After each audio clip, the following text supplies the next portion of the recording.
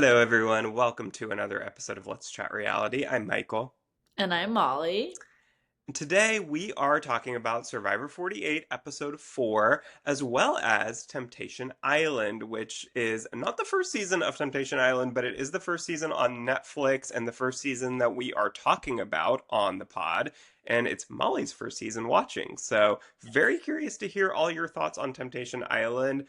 But let's go ahead and just start with Survivor. Now, Molly, I know you actually watched this episode at a watch party with none other than Mitch from this season. So tell me about what that was like. Yeah, it was really fun. It was at a bar in Austin that Mitch was having a watch party at, and he had some of his friends there. Some people came in from Waco who he teaches with, so that was cute. They had shirts on that had Mitch and like in big letters and have his faces on it. So that was cute to see all the support, and it was also a good episode for Mitch overall. So that was also exciting to see that it was like we could cheer him on like while we're watching there with him. So that was a lot of fun, and he was also so great in person. It was really nice talking to him. He's just as you would expect, as nice as you think he is. He is really nice in person. Oh, that's nice. And not only was it a good episode for Mitch, but it was just a really good episode. I thought it was. I mean, I'm seeing some people say best episode of the new era, best episode since Operation Italy. Like it was a really good episode. So a fun one, I'm sure, to watch with a big group of people, and I'm excited to talk about it. Yes, I know it was a good one, and before we started the episode, he kind of teased at it being a good one. So I was like, oh, is like what's gonna happen? And it did live up to that. Yes, it did. Well, let's go ahead and get started then with the episode. So, we start out with Vula after last episode's crazy tribal council, and Say feels a little bit conflicted about Cedric since he saved her, but he was also the one to put her in that danger. So, Mary and Say actually decide after Cedric basically saved Say with the condition that she and Mary figure things out, get along, and they do just that. Mary and Say decide to finally start working together. Now, were you surprised by this? Do you think them working together will last? Now, obviously, spoiler alert, it kind of gets broken up here with Swap, but do you think should they stay in the game with Swap, get to the merge together? Do you think they will actually start working together or will this fall apart? I don't know. I feel like so much can happen in between now and then that I'm not totally sure. Like, I want to say that they could work together, but I also think because it was just so few of them at that point in their tribe left, that it was like, well, I kind of have to work with you now, was kind of what it seemed to be almost. So I'm not sure that they really will work together. I agree with that. I mean, what options do they have? Like, Say felt betrayed by Cedric, so her only other option is Mary. So if she had any other options, she might have looked that way, but with just the two of them together. Now, I actually do think that they have a respect for each other. That I do think that, let's say, come the merge, Say and Mary both kind of feel on the outs with their swapped tribes, and they kind of turn to each other and say, hey, we have a history. We're kind of both in the same situation here. Let's work together. We know each other. Like, we can be really good allies and assets for each other. So I could see that happening potentially, but you're right that so much is going to happen before then. So who knows where they're going to be. And I think that I would say, an equally good chance that they will work together as they won't at this point. It's just so hard to say. But I would love it. I would love to see them work together. I think it. I mean, I know that you won't get this reference, but on Australian Survivor Titans versus Rebels, there was Kirby and Ferris, who were these adversaries turned allies, and it was just had this really complex relationship. And the difference is they stayed on the same tribe together all throughout, and they just at a certain point it was like, hey, we've been working against each other for so long, but we have this long history that I don't have with anyone else. And just the act of like working against each other and going blow for blow, you just gain a respect for each other. And so I think that there's a possibility of that happening, but the fact that they aren't swapped together makes it a little less likely, I think, in the end. Yeah, and I'm curious to see what will happen though. Yes. Well, as I briefly mentioned, we do get a tribe switch here. Now, I don't know why, but they've been calling it a switch instead of a swap. And so I know I've been saying swap a little bit, but I don't know why they just changed the terminology on us this season. But a tribe switch, we're calling it now. So it's random selections here, and we get the new Siva tribe as Bianca, Cedric, Chrissy, Mitch, and Say. The new Logie tribe, Charity, David, Eva, Mary, and Star. And the new Vula tribe, Joe, Camilla, Kyle, Shaheen, and Thomas. So just before, once we just saw these tribes, did you have any initial reactions? Any tribe you thought looked really strong? Any tribe you thought would be in trouble here? What were your thoughts? Well, I was happy that the Vula tribe didn't have to go back to Vula. Like I was like, okay, Yeah. that's good. They get a better camp. But I feel like overall, like I was kind of interested to see because especially with Eva not having Joe with her anymore, like how Eva Mm. was gonna handle that being apart from Joe, but it seemed like she was settling well with like and getting along with David, as we saw when they went back to camp. So that was good for her. But because Eva and Star then were together, like that was interesting because they are the ones who didn't like each other, or like they were obviously going at each other on their tribe. But and I feel like with Siva, I was happy that Mitch also stayed in Siva because he was Siva strong. But I mean, everyone at that point, obviously they hadn't lost. So like at that point, Siva and Logie were like, "Oh, we don't want to lose each other," but they had to. But with Vula, it looked like because they had so many guys, it looked like they were gonna be like a really strong tribe. But we obviously see what happens there. But overall, like we know, like maybe the strength isn't always what's needed because there are puzzles and things that happen that can change that. So overall, I felt like it was a good mix of tribes. Yeah, I think my first reaction was that I felt like Siva was probably the weakest physically of all the tribes. Just because, I mean, Logie has David. I mean, just by himself is enough to carry a tribe. And I mean, he's the only guy on that tribe. So I guess that, physically is maybe a little worrisome. But Eva's strong, Charity's strong. Like, I felt like they had a decent shot at winning. And then Vula, I thought was going to be the least likely to go to tribals because I mean they have all the guys, they have all the physical strength on their side, and I was really thinking that they were probably never going to go to tribal, but spoiler alert, that's not what happened.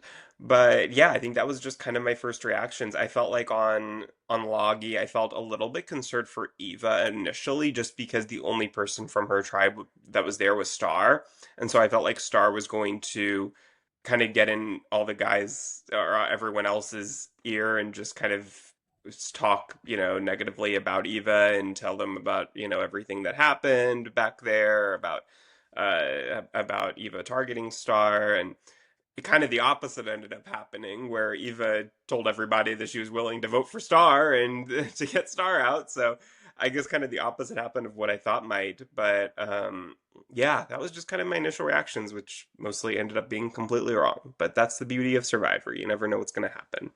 Yes. So we start with the new Logie tribe. Like we kind of mentioned, Eva is upset to be away from Joe, but bonds very quickly with David. And like I said, she tells everyone she's willing to write Star's name down. She told them that Star has the beware advantage, just kind of spilled everything. And to me, I don't know, like I felt like if I was everyone else on that tribe, that would maybe make me a little bit suspicious of Eva. Just the fact that she was so willing so quickly to throw Star under the bus made me think she's going to do that to me too. I don't know. What do you think? Yeah, I mean, I think she in that moment was like, well, I don't want them to think I am working with her.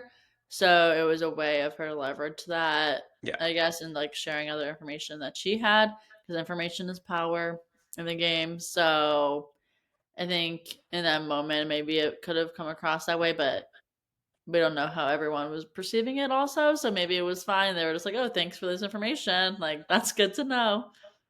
I'm sure that is how they took it. Yeah, I mean, like you're gonna savor every little piece of information you can get about what was going on at another tribe.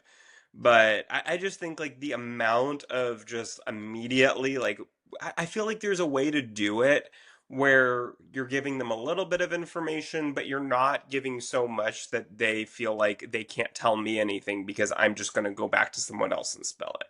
Like I think you want to like give the impression that you are trustworthy, that you know you're willing to keep some things private, but that you're willing to give enough to where they feel like there's some trust there. So I don't Yeah. know. I think that there's a little bit of nuance there that I don't think Eva necessarily got right, but it's not necessarily seeming to work against her yet, so maybe I'm wrong. Who knows? uh, Yeah. You don't know right now yeah.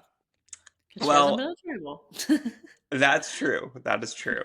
Well, Charity, on the other hand, thinks that she is tight with David and can get him to go with whatever plan she wants him to go with. But David, on the other hand, gives an indication that he does not trust Charity, and he tells Eva, who you know obviously he seemingly has become close with on this tribe, that he wants Charity out. So I am a little bit concerned for Charity because we kind of got back on the old Siva tribe. I think it was maybe even episode 1. We got some indication that like Camilla was not trusting Charity. Now we're getting some information that David's not trusting Charity. Kind of to me feels like Charity might have a little bit of a skewed perception of where she falls in with her original tribe versus maybe what was actually going to happen if they ever went to tribe. Yeah, no, that's what it seems like because I mean, obviously Charity doesn't know if others don't trust her. She's like, "Oh yeah, I've got David. Don't worry." And then that's not the case. So definitely could be some foreshadowing with that with like maybe people don't want Charity there. So I'm not really sure. Maybe it's like trying to skew us in a different direction and then that's not going to happen. But we don't know yet. But I think that I am worried for Charity as well. Yeah. Well, moving over to the new Siva tribe, Bianca is worried that she's the only one from Moldavia on her tribe, and she also doesn't have a vote. So she's basically just kind of a sitting duck here if they go to tribal. And she's talking with Say. Say tells her to get a vibe check from Cedric, and that sets off a little bit of a bell in Bianca's head that says maybe there's a little bit of a crack here that she can work with. So I think that was really smart of Bianca. I think that Bianca's a really smart player, I think. She seems very perceptive, and I think even though she is the only one from Logie on her tribe, she doesn't have a vote.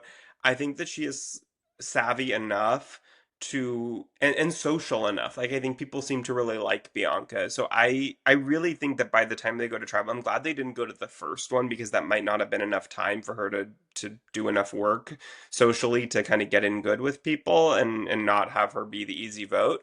But I think even if they go to the next one, I think enough time has hopefully passed that she's able to kind of work her way in there. Yeah, I agree. I really like Bianca, so I was worried like from the start of like seeing that she was kind of like the odd one there, but because of that, like they didn't go to tribal obviously this episode, and I think people do like her, and she's already getting along with Say, so I think with that also is going to help her, and hopefully she would not be the first one out. I hope not. I'm interested to see her reaction at the next I know. challenge when she finds out who was voted out. But we will see. But Cedric and Mitch bond over Mitch's stutter, since Cedric used to also have a stutter growing up. And I thought this was a beautiful moment. I mean, you obviously were able to see Mitch's reaction watching this. So can you tell me a little bit about what that was like? Yeah, no, it was really nice to see that. I felt like everyone was just like, "Oh, this is such a sweet moment," and Mitch obviously appreciated it as well, seeing that aired. And I feel like we're getting a lot of this awareness this season so far of Mitch's stutter, and overall, like for the stuttering community, I think it's been really good. Like, it's all positive messages I think that are being shown. So I think that's been really nice to see. And obviously, Mitch has been doing really well in the game as well. So that's also been fun. But I'm glad that we were able to see that moment between Cedric and Mitch because it was very heartwarming. Yeah, you know, my first reaction to watching this was like, I feel like there was a time in around the time of like season 41, 42. era where Survivor was trying so hard to get these like moments of humanity and like these emotional clip packages of these castaways like earlier, especially kind of in the first few episodes of each season. And I don't think that they really knew how to do it, and they were doing it in a way that that felt forced, felt very much like it took you out of the game to see these like pictures and videos from back home and people talking in their confessionals about these emotional stories. And I think in the last few seasons, maybe it changed when they got 90-minute episodes and they had a little more time, but they've been doing it in such a more organic way of just showing conversations that they're having at camp. And it doesn't take you out of the game because you're watching an actual conversation and not just like a confessional that has nothing to do with the game or the scene that just came before or after it. And so now I think that this showing a moment like this is so much more impactful and feels so much more organic than the way that they were doing it for a while. And I really loved this moment. Yeah. Oh, for sure.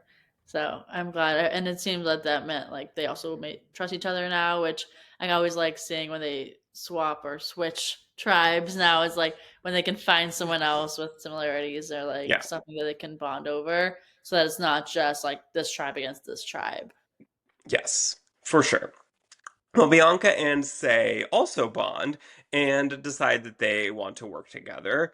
The rest of the tribe, though, is planning to target Bianca. So, I mean, like I said, I hope that as the days go on, that Bianca is able to get in there and improve her place within the tribe socially. And I think she's very capable of it. And I think having Say on her side is going to be very helpful as well. I mean, obviously, Say has a connection with Cedric, so hopefully if they become close that they both can work some magic and get in better socially. So we'll have to see what happens, but I'm hopeful. Yeah, me too. Hopefully Bianca lasts. Yes. Well, let's move over then to New Vula. So Thomas is still excited to be with his California girls, with Kyle and not Kyle, with Shaheen and Joe. Joe. So they have the numbers at the New Vula. I mean, 3 out of 5. So it feels like they're in a very good place. That whatever if they go to travel, whatever they want to happen is bound to happen. And Camilla and Kyle, on the other hand, are in the minority there, so they do some work to hopefully give themselves as good of a chance as possible, and they do that by pretending not to be very close with each other. Camilla says, she was on the old bottom of the old Siva. Kyle just kind of doesn't say that she's wrong when Camilla says that, so that kind of seems to indicate to everyone, like, oh, I guess she really was on the bottom, because Kyle's just, not saying, "Oh no, you weren't." Don't be silly. That's wrong. So I think that they do a really good job of kind of separating themselves, and it seems to feel like everybody believes it. Yeah. No, I thought that was so well done. I was impressed. I was like, wow, they're doing this so well because I would have believed them. Like, it didn't seem at all like they were acting, even though we know they were. Yeah, I think that I would absolutely believe it. I really felt like they did such a good job. Like if they were acting, like I don't know that I could convince myself that they were acting if I was watching it, because it'd be like they are just doing a really good job of making them seem like they do not like each other. So I absolutely would have bought it hook, line, and sinker. So good on them for being such good actors with that. And Camilla also decides to throw Thomas under the bus a little bit because she has some information that we see a flashback, which is pretty rare on Survivor. That we don't see many flashbacks on this show, and we see one of Star and Camilla on the out bench sitting out of a challenge. I don't know what do they call it? I Sidelines. don't know. Sure. And I don't watch sports. I don't know. And they are talking to each other about the journey that they'd gone on in that episode. And Camilla indicates that Thomas must have lied to his tribe about just walking away from the journey and not risking his vote because Camilla knows that wasn't an option, and that Mitch on their tribe had told them the full truth about what happened, and so she knows that this season, or at least in that journey, they did not have the option to just not play. So, how did you think about the way that she handled this here? I thought it was smart for her to bring it up. I didn't know if she should have brought it up in this moment, though. Like, I didn't know if it was necessary to talk about because then, like, she couldn't. I don't know if she could tell, like, the dynamics yet of that whole tribe. Like, I don't know if she realized how close each of them were. Like, they were not going to turn on Thomas for her telling them this information in this moment, it seemed like, especially like this early on in it. So I feel like overall, like it was smart that she recognized that, and like it did put a little bit of seed of doubt into their heads, but in the long term, it wasn't going to impact them in anything that they were going to change their vote over. But it's interesting that she did draw that comparison, though. Yeah, I agree that I don't know that this was the right time for it, or at least like doing it in such a direct way as she did.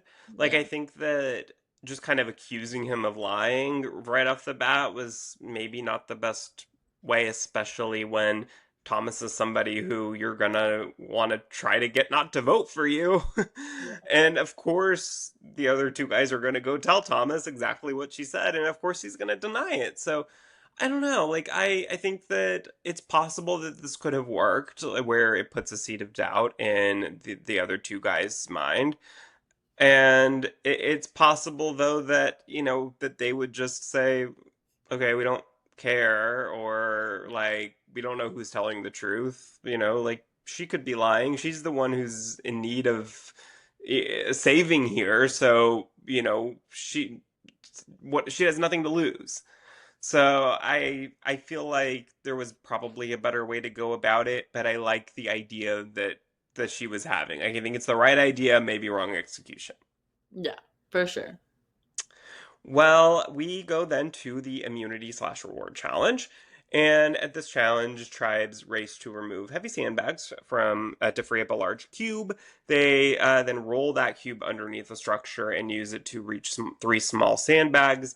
They then attempt to toss those sandbags through a frame, land them in a barrel, and then finally they dig up one puzzle piece and race to solve a temple puzzle.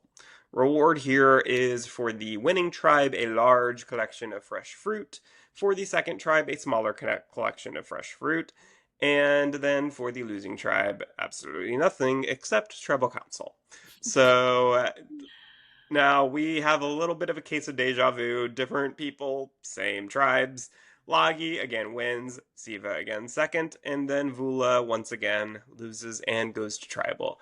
I was personally shocked by this result. We talked about this a little bit earlier. I thought they were like the strongest team, and somehow Lagi still loses. I'm sorry, Vula still loses.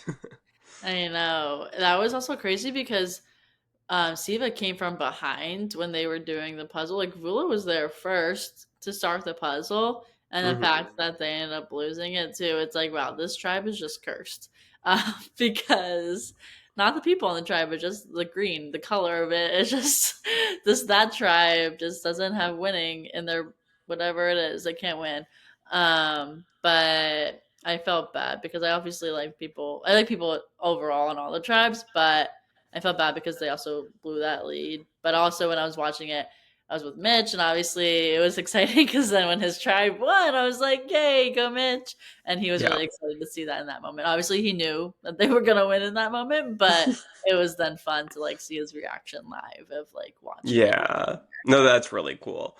Yeah, So I've been hearing this theory over the last week or so that there is something to do with the beach that Vula this season is on. That if you go back to the new era, that a lot of these disaster tribes come from are on the same beach.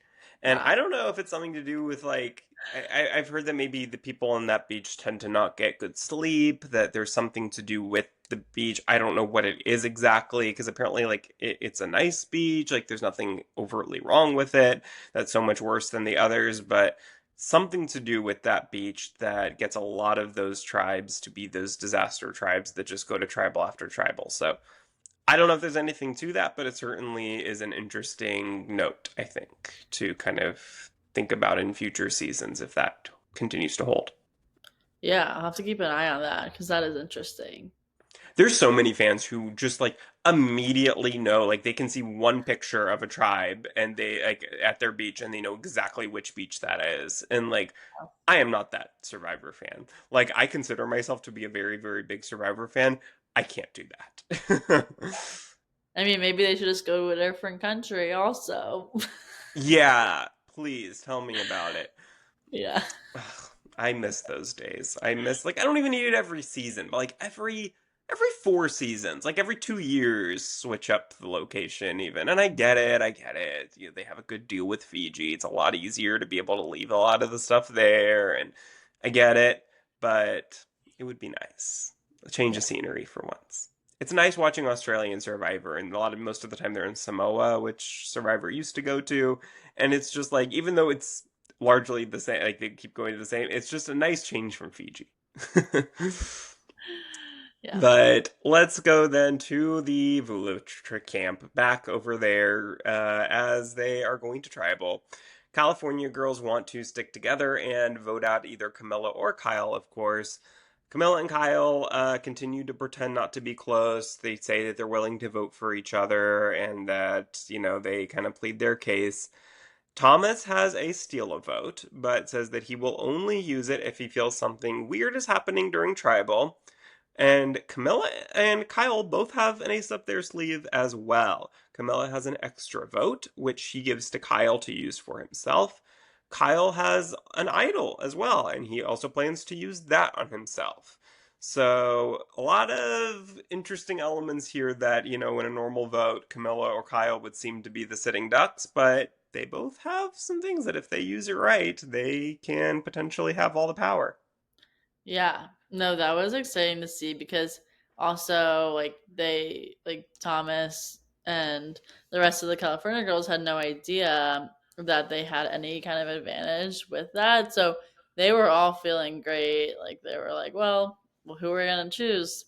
And they went with Kyle, and then Kyle was able to use his advantages. So it was like, well, just one. He didn't use the boat, but he was able to use his idol for that. So I feel like spoiler, but yeah, so for that, like, it was like interesting concept of like I knew, like, in my head, I knew he was gonna have to use it because he knew that he wasn't safe.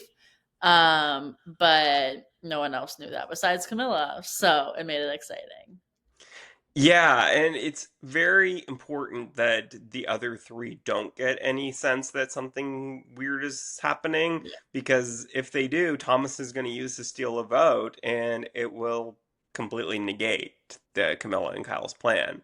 So that's very, very important that they take this very carefully so that there's no suspicion that either of them have anything. And if Thomas doesn't use his steal a vote, then, they're scot free. As long as they play it correctly, then, they can hold all the power here. And they decide that should everything go right, they are going to target Thomas.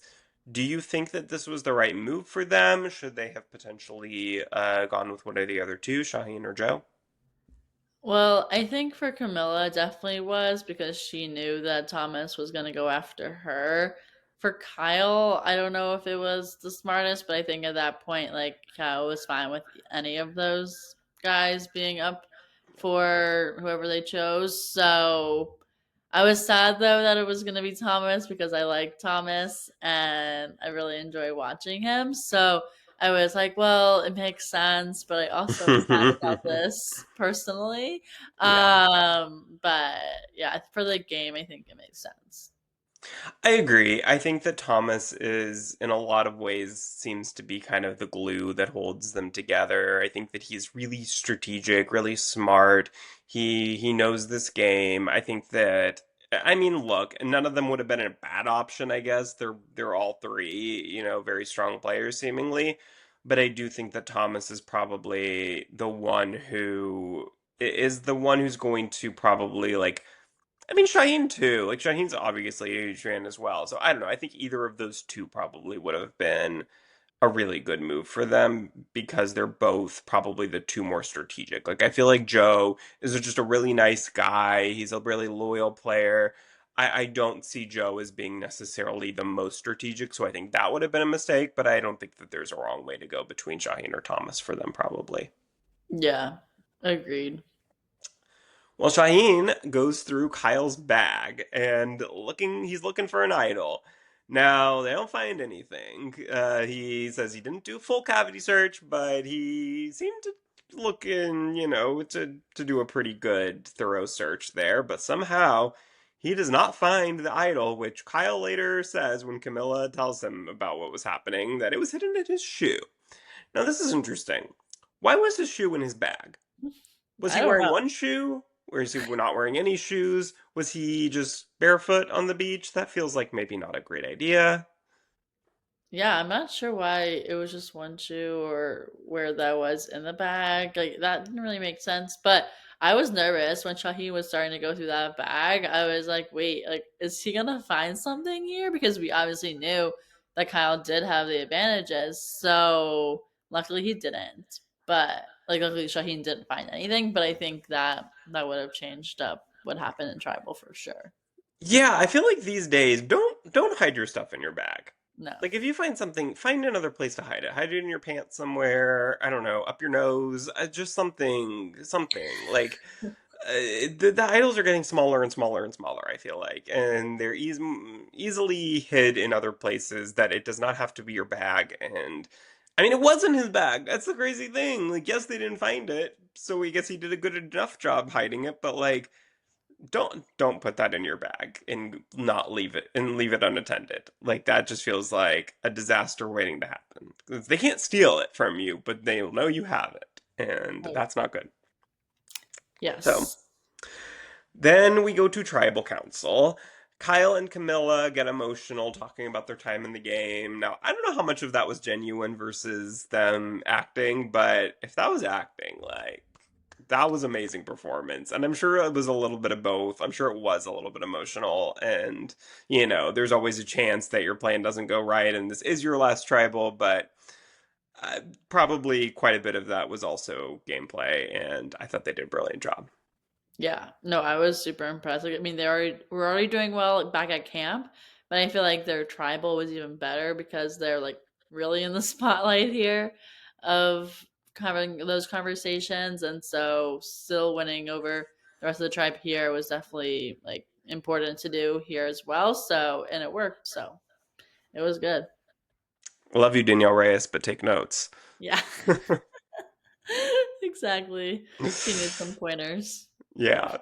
Well, Kyle ends up using the idol on himself, and allegedly, we did not see this, but allegedly, Kyle did also use his extra vote. So it wasn't needed, but this was, I believe, confirmed in exit interviews that were done that Kyle did use his extra vote. So that is no longer in play for next week. I think there was a lot of thought that he potentially didn't use it because they did not show that, but I think apparently we'll see it at the beginning of next episode explain that he did end up using that as well. 3 votes for Kyle, all nullified. So Kyle and Camilla both vote for Thomas, and Thomas is sent home.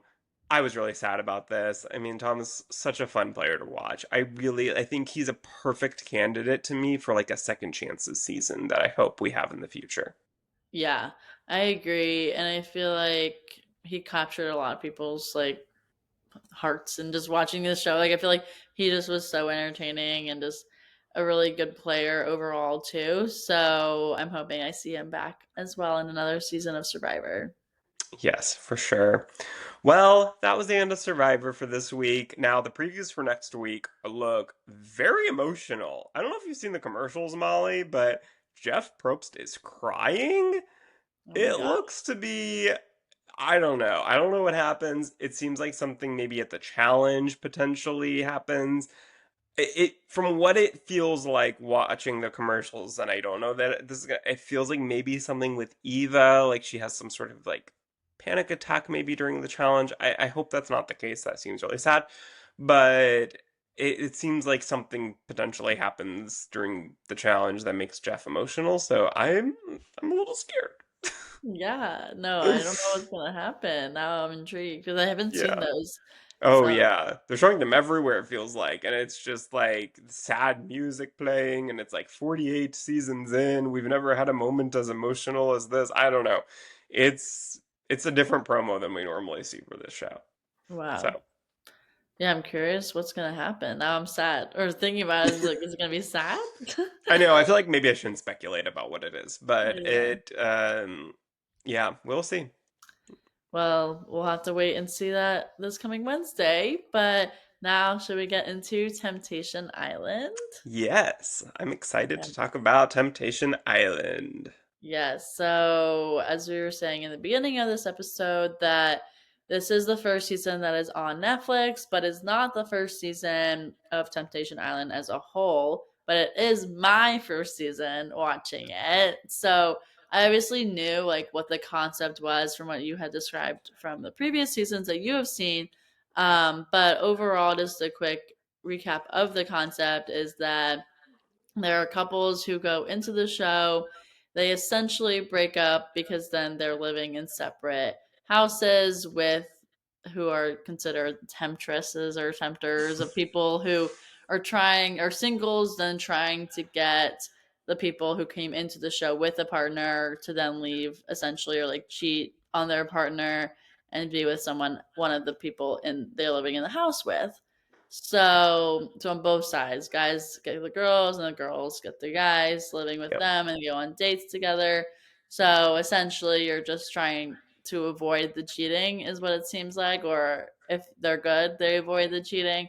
Or if they want to not be with their partner anymore, or they're just very intrigued by certain people, then they will be cheating. Or if they don't want to stay with that person, then they don't consider it cheating. But I guess it's still technically cheating. Yeah, and I think like the couples oftentimes they'll say like I want you to explore because I want you to come out of this 100% sure that you want to be with me. So like they say, I want you to like fully embrace the experience with certain boundaries. So I think that most people going in aren't expecting their partner to just like twiddle their thumbs the whole time and like sit in the corner and just kind of wait for it to be over.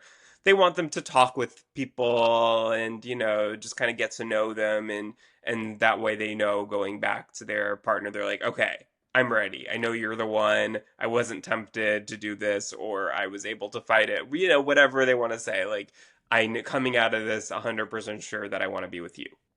Yeah, for sure. So it's that's the overall concept of it. So what are your thoughts on the show? Like what it entails?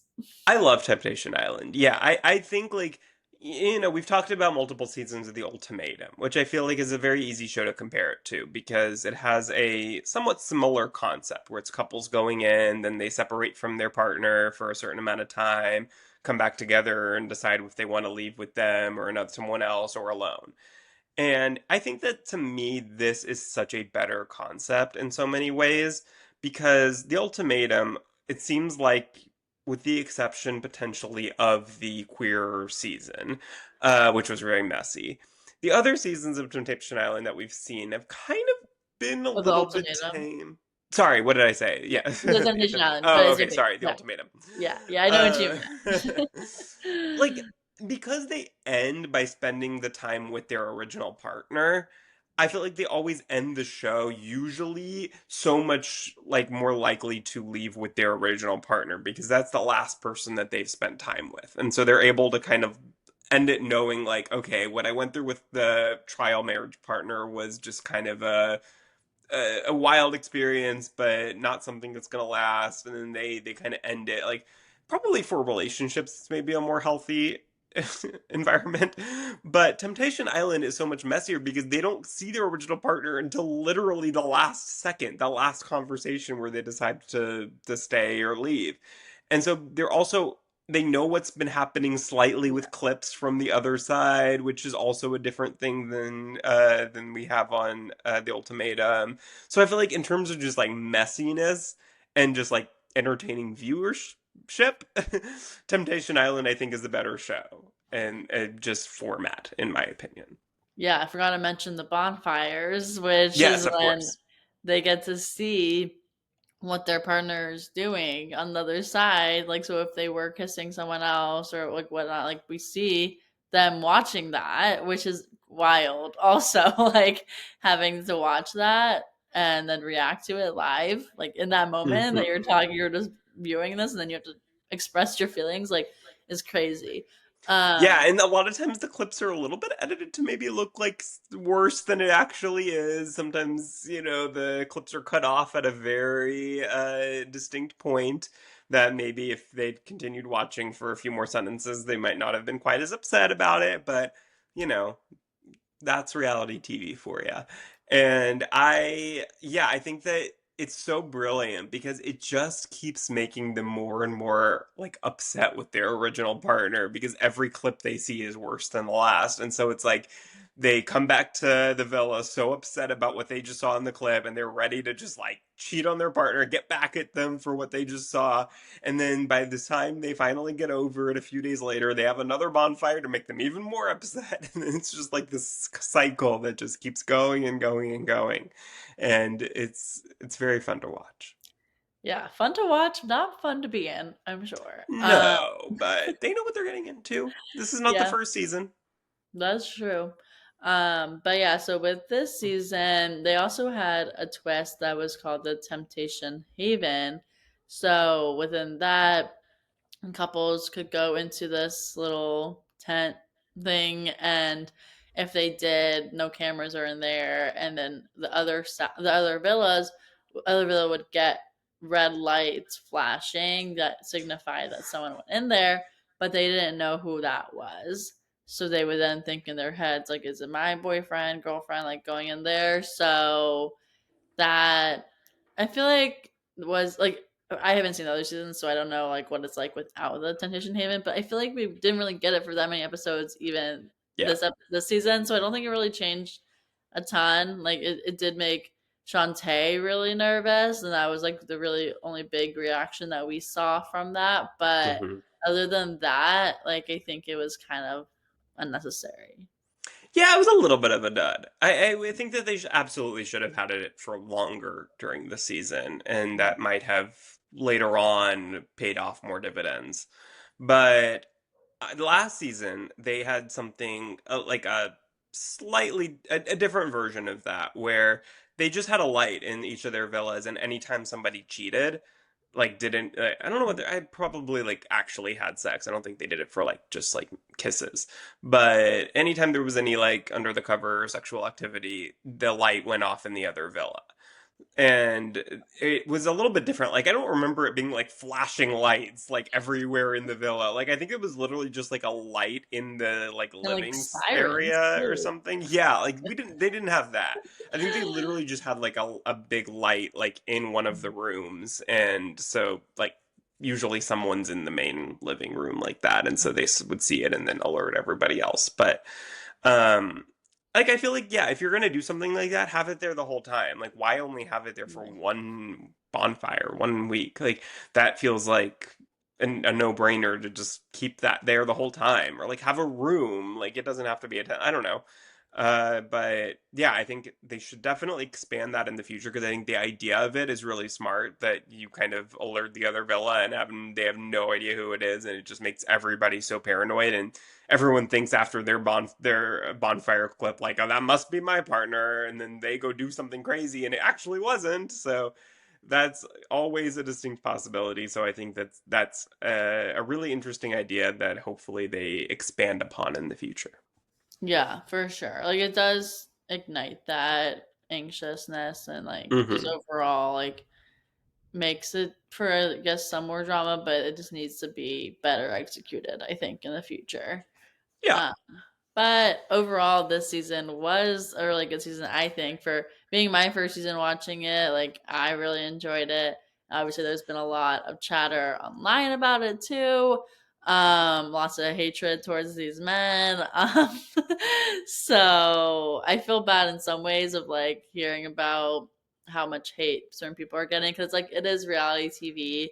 Yeah. Like they don't deserve to be getting death threats from people. Oh God, no. Like that's a Never. little bit aggressive. But like all these couples are going into Temptation Island, like obviously, except for basically like for the most part, it seemed like all of them had serious issues that they were working I mean, you through. kind of have to be willing to do a show Yeah. like this, right? Yeah.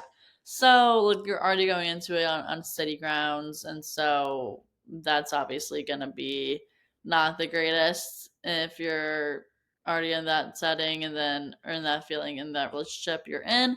And then they're gonna be around the opposite sex and people that they're attracted to and going on dates with them and like being tempted by them is gonna cause for something to happen, of course. So that obviously isn't ideal, but it's part of the show. Yeah, I mean, 100% nobody should be getting death threats. Look, people, this filmed a year ago. Like, all of them are probably over whatever happened in their relationships. Like, I understand that, like, look, what Breon did, we'll talk about it, was not good. What Grant did was not good. Like, a lot of the men were not good boyfriends during this time, but nothing that anyone did deserves not only death threats, but just like hate in general. Like, don't go to people's pages and just like comment after comment spreading hate to them. Like, what is that gonna do? Like, you have too much time on your hands. You're taking this too seriously. Go. I mean, look, I'm the last person to tell someone to go touch grass because that sounds gross. But like, don't take this show so seriously. Like, talk about it amongst yourselves. Don't send that hate directly to them. Yeah. And it's also edited in ways that like maybe it's gonna come across worse than we actually than is actually coming across like to them in person. Or like you don't know exactly all of the stuff that's going down in these conversations because we're only seeing snippets of them. Right, Um, exactly. but yeah, so let's get into some of these couples Yeah, that let's spread hate now that we just. exactly. Well, we can start with the happy couple first, Alex and Alexa and Lino. So they were dating for 3 years coming into the show, and early on in their relationship, Alexa cheated. So at that time, then it felt like after that, Lena wasn't fully able to forgive her for that, and overall, it just felt like he didn't feel as chosen as he wanted to be. In terms of their relationship, at least that's what we were seeing from the clips of them talking about each other. And then in the actual when they split up, they were obviously like really not doing anything with other anyone else in their villas. They were just friends with the people in the villa and really didn't going to explore things, but they also were seeing some of the clips. And in the beginning, it did seem like there were some things that were causing issues, but overall, like there weren't that many things that were causing them any strain into their experiences. It seemed more just like they just missed each other and they wanted to be back with each other. Hmm. Um, and then in the end, they get engaged. So they end up happy and still together to this day. Yep. And they're planning a wedding for next fall or 2 falls in fall 2026. And then they're planning to move to Florida together after they get married and Alexa finishes school. So back to what it was like for them a year ago, though, and on Temptation Island. Did you think that they pushed themselves enough to like try to explore other things during the process? Um, I think what it's felt like to me was that they both realized pretty early on that they wanted to be back with each other. And so I think like once you kind of get that mindset of like, no, this isn't for me, like maybe I thought I was going to be a little more tempted or needed this, but very quickly realizing I don't really need this. I think it's probably hard to do that. I mean, it reminds me of actually, I mean, going back to the ultimatum. Remember there was that couple in season one that Yeah. just like very quickly before the changeover just decided that they were going to get engaged and like just leave the Yeah. process. Like That's kind of what this felt like to me a little bit, where it was just like so early on, they were both just kind of like simultaneously, without being with each other, just kind of came to the same conclusion and just kind of, going through the motions for the rest of it. And, their big thing was that Alexa felt like Lino couldn't get over the fact that she had cheated early on in their relationship, and he kept holding that over her head, and that was the one big sticking point that they needed to get over for him to fully trust her and for them to be able to move on and have a happy relationship together. And that I think that he did end up, like, I don't know whether it was at the first or second bonfire, but it felt like he was talking to Mark, who, by the way, I think is a fantastic host of the show. I Oh just yeah, wanted to Mark say. is great. Yeah. But I think like he kind of said like, yeah, she's right. I need to be able to get over this. This was something that happened a really long time ago, and I'm going to stop holding it over her head. And I think once they kind of just came to that conclusion, it was like everything else was just clicked. And yeah, I'm really happy for their engagement. I think that they seem to be a very happy, healthy couple, and I hope they live happily ever after. Yes, agreed. So it's good that I guess they did grow on the show. Like you could see it from like in their interviews with like the producers, whoever, like their Confessionals. confessionals. Yeah, in the confessionals, like they were showing growth in that sense too, which was good to see. Just that they were realizing things about themselves that they maybe wouldn't have realized if they didn't come into the show. So maybe they didn't need to be challenged with other people, but they were just more so focusing like internally, like what they needed to do for the other person to fully move past what they were having issues with. Yeah, and like it's maybe like they're probably, I would think, glad they came because they did end up growing through this. I just think that they probably could have ended this after like day 2 and Yeah. had the same conclusion. Like I don't think that they felt like they needed to be there for as long as they were in order to come to the conclusion that they seemed to both come to very early on. But, I think whatever it is it is, and they seem to get exactly what they wanted out of this. And so I think they're both probably very glad they did it. Yeah, for sure. Well, moving into our next couple was Shantae and Brian. So they were dating for 1 year going into the season of starting filming of Temptation Island. And early on in their relationship, Brian cheated. So lots of history of cheating here. Yeah, and it won't Um, be the last one we see on here. yeah. But overall, like they were having issues with that, and Shantae just not knowing if she could trust Brian fully, and if because he was also talking about how he wanted someone who was more sexual and things that like he wanted to do threesome with people, and overall just had these fantasies in his mind of like what he wanted, and didn't think Shantae could do that for him. But as we see, then Brian does have a threesome in the show, and then he realizes that he didn't need to. He just has enough with Shantae that he thinks that also that because he did it not in private, that Shantae will forgive him. And that she would understand, like, okay, he got out of his system, and now he's like, I got it. I didn't need it, but now I did it. And I don't. I realize I don't need it. So I just want to be with Shantae, and then we see Shantae going through in her head too of like wanting to hear what Brian's explanation would be of it, because we see a little bit in the video, but he doesn't apologize for it. He says he doesn't regret it, Oh my god. but then we also see then when they're talking at the final bonfire that he does apologize and that he feels bad for making her hurt in the way that she was feeling. So then they end up staying together. So they leave together and that they are still together to this day. And they're in therapy and they plan on moving in together once Brian's lease is up. So sounds like they're actually doing well, which I feel like from the show you would be very surprised about. Like, why does Shantae stay with Brian? That's what everyone's saying online. So what are your thoughts? Yeah, a lot. I, I don't even know where to start with them. I feel like Brian truly thought that Shantae was going to be okay with his threesome. Like, I think in his mind, he did it thinking there's no way that she's going to be upset about this because she knows that wanted this and she's unwilling to give it to me.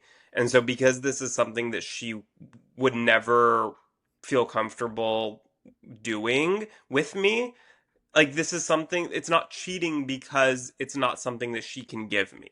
If that make it that well, that doesn't make any sense. So I'm not even gonna say if that makes sense, but I truly think that was his justification of it in his mind. And then when he saw that Shantae was upset, he saw that clip of her crying about it. I think that was the moment where it clicked in his head, like, oh, she's actually upset with me about this. Maybe I did do something wrong. And I still like I just don't know that he really understands what he did wrong, but I think he like because he saw her upset, he's like I know I did something wrong with this, but I still Mhm. think that just because he was able to justify it for so long and just defend it and say he doesn't regret it, I just feel like unless I mean, I'm sure they had a long conversation after this, maybe now he does get it, but I don't think that he fully understood it because nobody explained it to him. So like he just saw her upset and then changed his tune completely. So I just my mind thinks that there's no way that he really at the time of the final bonfire truly understood why she was upset. He just knew she was, and so he was going to say what he needed to say to like, get her back.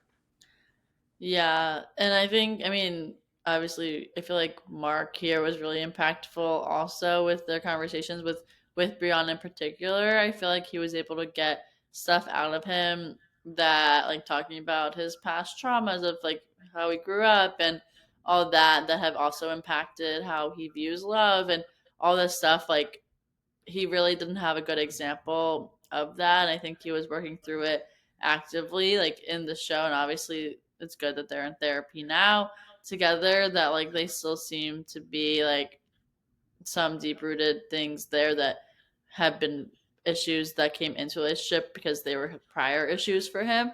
But like overall, I feel like if she's able to forgive him and like move past it, like I want to be happy for them because like I like Shantae, but also the same way I'm like she deserves someone better. And actually, Brian even said that in the final bonfire. He's like, "Well, yes, you deserve someone better, but like I want to be that person."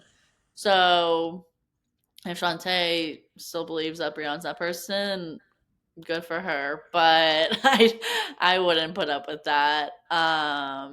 I And just yeah, I I don't hope know.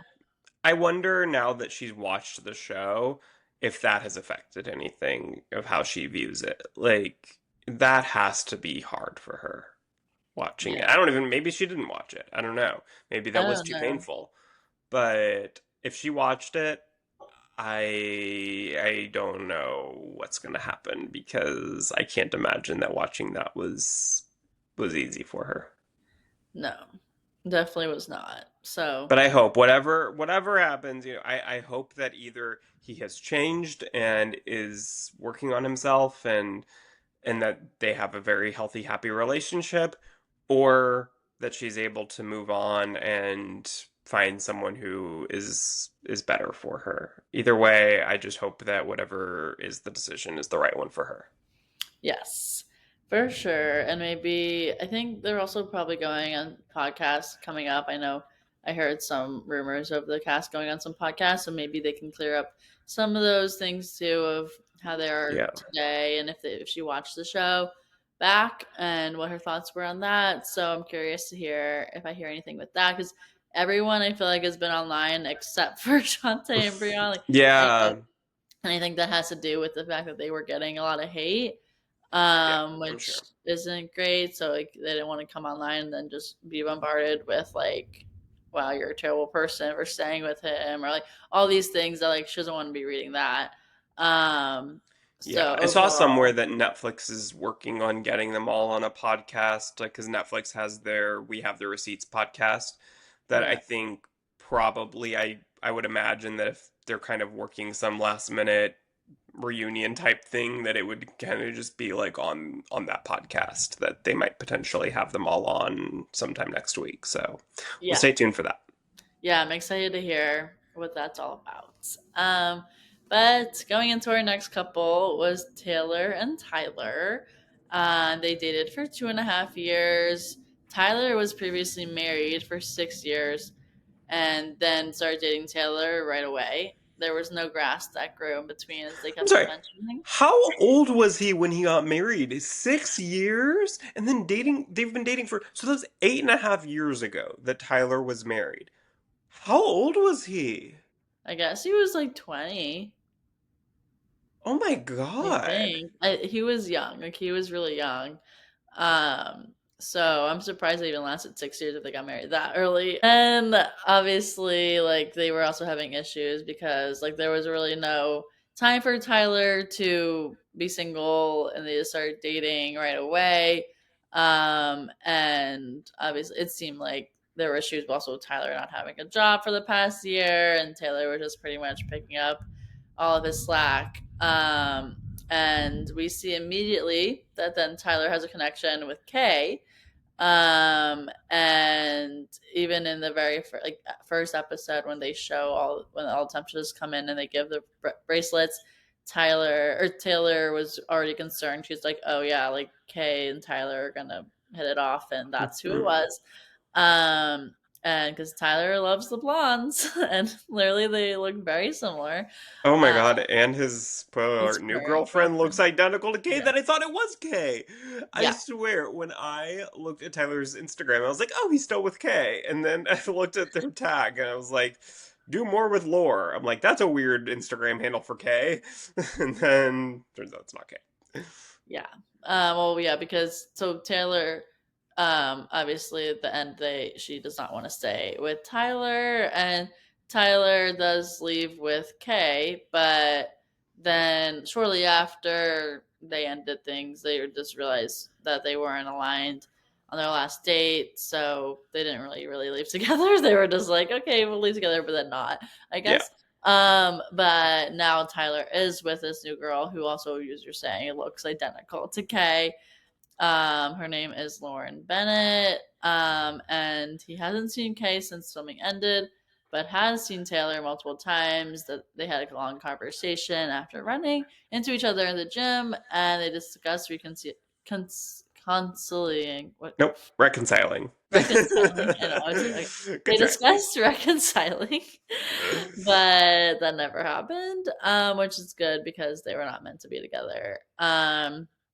But then obviously he also needed some work on himself because he really wasn't single by any means for any long periods of stretch or any time at all.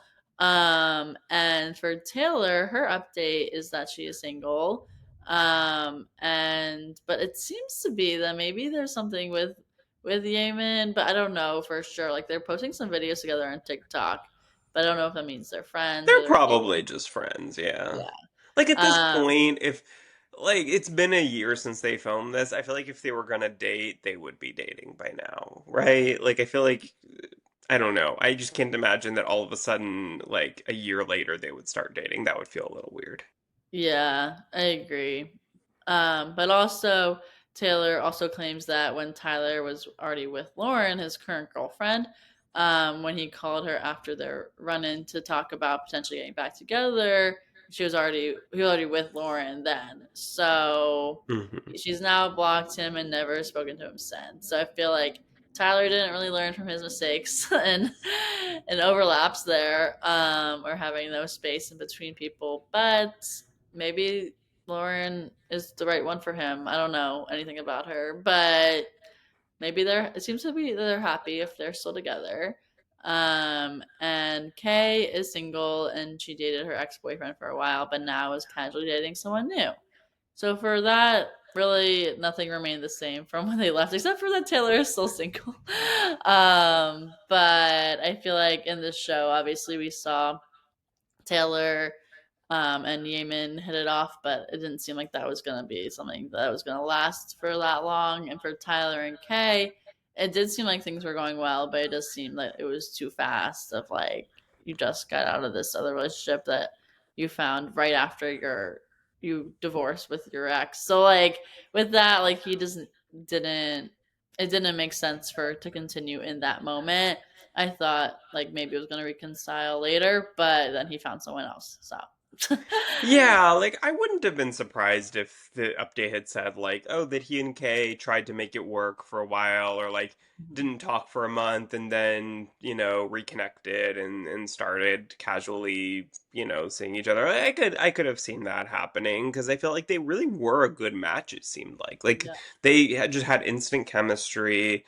But yeah, I mean, Tyler obviously needed time to for himself to heal and to really work on himself a bit. I feel like he got together with Taylor at a bad time, probably where he was still getting over his 6 year marriage.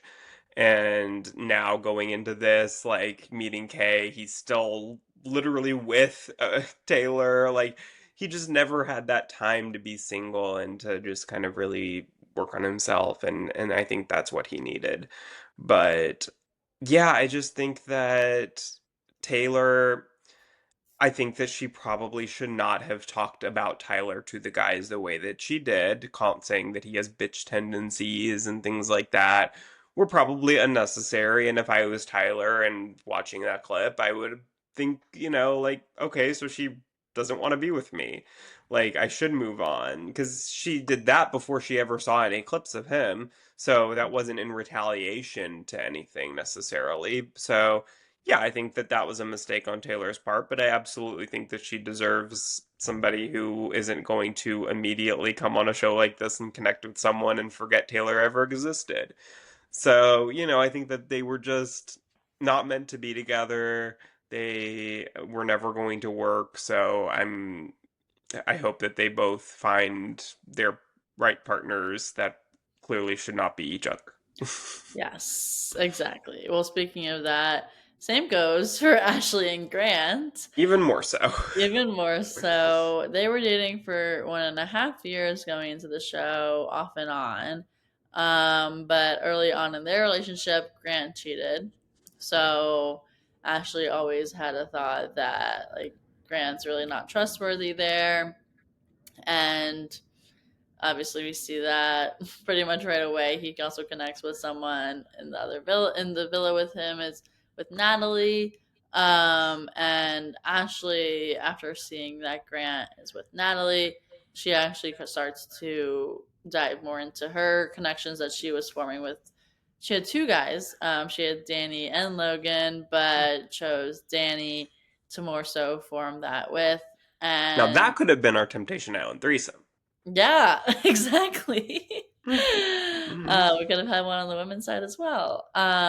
But for that, we also see with Grant, with Natalie, they had sex in the bathroom. And then Ashley went into the Temptation Haven with Danny. So that obviously, like, we don't know exactly what happened there. It seemed like they were just kissing mainly, but they were obviously enjoying time with other people in their own villas. And in the end, Ashley decides to leave with Danny. And Grant says he's gonna leave alone, but doesn't really because he does stay with Natalie afterwards. But then he cheats on Natalie with Ashley. And, and Ashley, because she didn't stay with Danny for very long. They go back and they just stay. They leave together, but then they don't stay together. They still Yeah. are friends. It sounds like, but it fizzled out. But what's the crazy part is how Grant and Natalie were dating, and then him cheating with Ashley. So that I was like, well, why did Ashley even do that? But it was seems to be it was toxic and still is toxic relationship that was going on. She just needs to fully cut him out. But yeah, it's just wild that's happening now. I feel like I don't know if you heard or saw the clip that I sent you from TikTok live that was happening. But Grant was yelling at Ashley over the phone on the live that Oh no, Ash I don't think I saw oh, oh this. my gosh, it was crazy. You have to watch it when we get off this. But Ashley and Natalie are friends. Like they're fine. They're cool with each other. Yeah, And they were on TikTok live together, and Grant was just mad because of the way that Ashley, I think, was showing, like, expressing portraying. Yeah. feelings about Grant now because he thought things were cool, I guess, and he was not okay with the way she was talking about him. Oh wow. And so he's just was mad about that. Yeah. Wow, And he interesting. exposed text messages also on his story. Like it's pretty messy with them. Wow. But Natalie is We not need a talking to him. reunion, I Netflix. know, I Every know. other season of Temptation Island, besides season one of the USA version, had a reunion. And we need. And this keeps happening. Season one of Temptation Island on USA Network was the best season. And it was the one that didn't have a reunion because they didn't expect it to be as big of a show as it was. And then every other season after that had a reunion, but those seasons weren't as good. And they didn't like need reunions as much as season one. And now we need another reunion here, and we're not getting it. So. That's why Yeah. we can't have nice things. Yep. But we'll get a podcast, so hopefully those live up to what we need. But yeah, because then it's like still ongoing, and Natalie's on live like every single day. Like I've actually watched some of her lives, and I like Get your Natalie. coin, girl. Yeah, she's doing well. But she said that as soon as she found out what happened with Grant and Ashley, she just cut off communication. It was like, this isn't Yeah. what I want. This isn't not how I roll. So I'm proud of her for standing up for herself with that, and she didn't want to deal with any of Grant's bullshit. Hmm. And as we know of now, is that Grant is still single, working on himself, whatever that means. And Danny is single as well because a long distance relationship with Ashley wasn't gonna work. And then I mean Natalie said that how they reconnected was that he invited her to join him on a work trip a week later, and he asked her to be exclusive, but then obviously, we know about the cheating that happened, so then that ended things and have not talked since. And overall, there's so many layers here, but Yeah. I feel like Ashley and Grant going back to them, I feel like they just were never gonna trust each other. They were just not good together whatsoever. You could see it just from the beginning of when they came onto the show. It already felt like they were breaking up, like in the beginning, and you're like, okay, like there's no way this couple is gonna stay together. And obviously, that's what happened. They break up like pretty much immediately, is what it seems like. But it's good that hopefully now Ashley does not go back to talking to Grant, or at least like I think she just wants to be nice and like try to be friendly, and it's just not gonna work. Like they just need to not be around each other. But they were both on the same show, and now they're gonna have to probably talk because of podcasts and things like that. But Yeah. other than that, I hope they don't talk to each other. Yeah. No, they seemed extremely toxic before they ever stepped foot. I mean, it was an on and off relationship for a year and a half before this, and seems to be on and off after this. So, yeah, I mean, they should not be together by any means. I think that I was proud of the way that Ashley handled the final bonfire, and Mhm. I mean, they seem to kind of agree for the most part that, like, yeah, realized we should not be together very quickly here. But, I'm glad that she enjoyed her time in the villa. He clearly enjoyed his time with Natalie. And, I hope that they clearly didn't get their answers because they got back together after this. So this was all for naught. But, you know, we always need a messy couple on Temptation Island, and this was our messy couple on both sides. So I was glad that they were there, but clearly very toxic, and yeah, should not have been together. But and Ashley, I think, knew when she left with Danny that that probably wasn't going to actually work out in the outside world. But they had a good connection, so why not give it a shot? Yeah, and I've seen TikToks with her, Danny, and Logan together. Yeah. So I was like, okay, it's good. They're all still friends. Yeah, and she said that she's still in contact with Logan, probably more so than Danny, it seems like now, actually, Yeah. and that they're friends, but probably won't actually date. So, Yeah. but it's nice to see. I feel like all the guys who were in the villa with the girls, like they were all really nice guys, and it seems to be that they're all still friends with each other, which is really nice to Yeah. see. But versus the girls' side, I don't think they like any of those guys. No. But yeah, so that's been good. So like the girls' friendships with each other was really nice Yeah. to see that throughout the season when they were all supporting each other. So overall was good to see, even though they were all getting cheated on. Basically, that they stuck together. Yeah, And the girls all had a good bond. It seemed like the four girls, especially, that was really nice to see. yeah, and I saw a TikTok about the guy that's like, these are the blind leading the blind. Like, it's just, they don't know what to do. And at least Mark was there to put them straight at times and Yeah. tell them what they should be doing better. So And that was I really kind good. of forgot to mention this, but I loved, it was so sad when Taylor at the bonfire said, like, oh, all the guys leave me and I would leave me too. And I loved that the next morning Mark was there. I guess they had an elimination that morning, I think. And Mark was there and he pulled Taylor aside and was just like, this stuck with me. Like, you should not feel that way. Like, he was really, really good about that. And I feel like that's what sets him apart from like Vanessa and Nick on Love is Blind and The Ultimatums. I feel like they're very like reading a teleprompter, like they don't really stray from that as much, and they don't really like seem to form these deep connections with the cast as much as Mark does. And I think just being at those bonfires and hearing all of them talk about it's like this therapy session, and I feel like he just really connects with these people, and I think that that's a really strong aspect as a host to have that Oh, relationship yeah, with the cast. definitely. Mark was a great host. It seemed like he was a therapist, but Yeah, apparently he's she should get his not. license. Yeah, Really. he should. He definitely had some good talking points. Yeah. But overall, this season was messy and also good in the end of seeing an engagement and one couple Yeah, it was staying heartwarming together. ending. Yeah. So two couples did stay together, and then two of the couples that we knew were not good together did break up. So I feel like that was pretty expected, but I'm curious to see what's gonna happen. There's more drama with the Grant Ashley of it all. Oh, there Hopefully will not. be. Yeah, I know. I don't want there to be, Yeah, but who we are we kidding? understand.